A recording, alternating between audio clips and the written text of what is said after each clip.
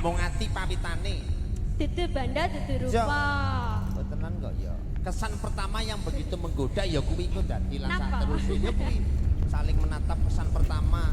Ya tenan lho ketemu karo piantun ya putra ya putri kan kesan pertama wis apik insyaallah saterusé apik. Berarti niku dudu banda dudu rupa apa ya? Betul, sementara kuwi kan ya sing mburi mesti kuwi.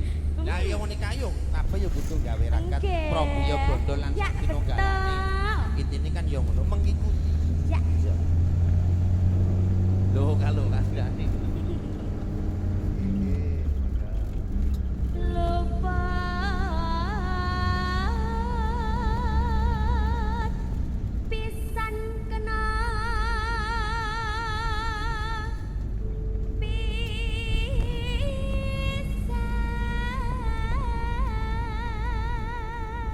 Luput pisan kena pisan ya.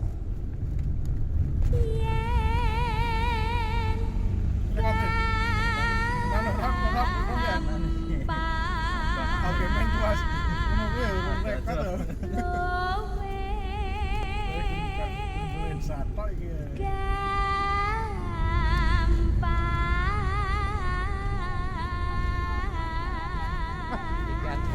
Yen gampang ora kaya gampang mau jejodohan.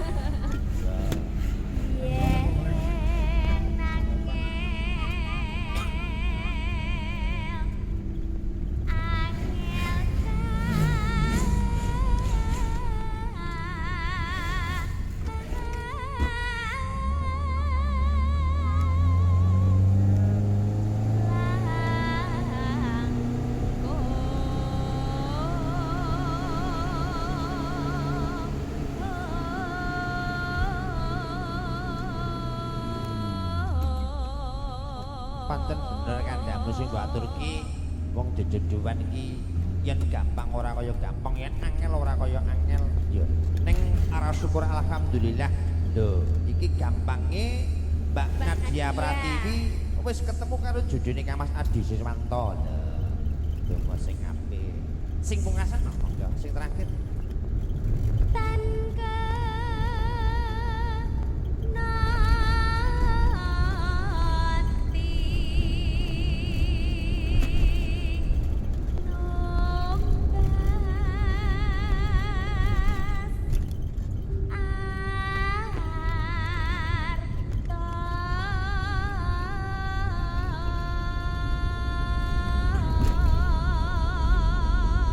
Alhamdulillah bawanipun sampun dipunaturaken dening Mbak Apela Arosdiana. Temangipun semoga sinaringan Bayu Music Kang Posari kang sebagai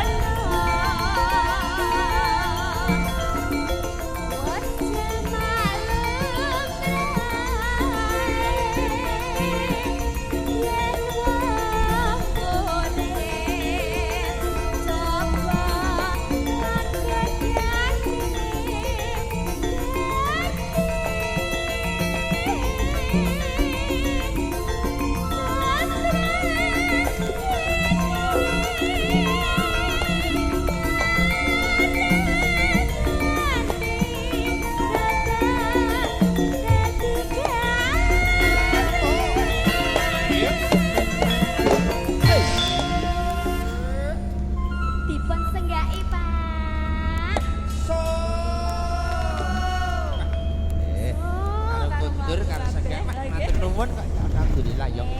Sing darane kompak ya ngene lho.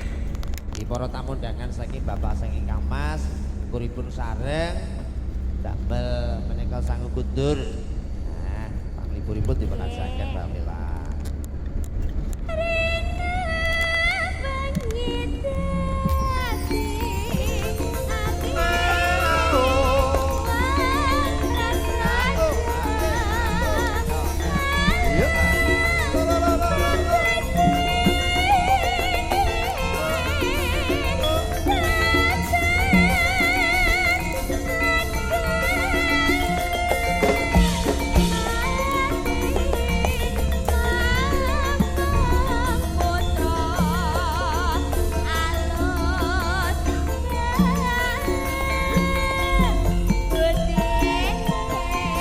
Para kadang bayi musik campur sari ketika kebayang di antara ketining Velarus Yana acara ini kudiriban saking para tamu undangan saking bapak seibu katara kembali jang tindak saking kundur arah hayu kudiriban jenengan saking dalam meriki dumugi manggut dalam sobat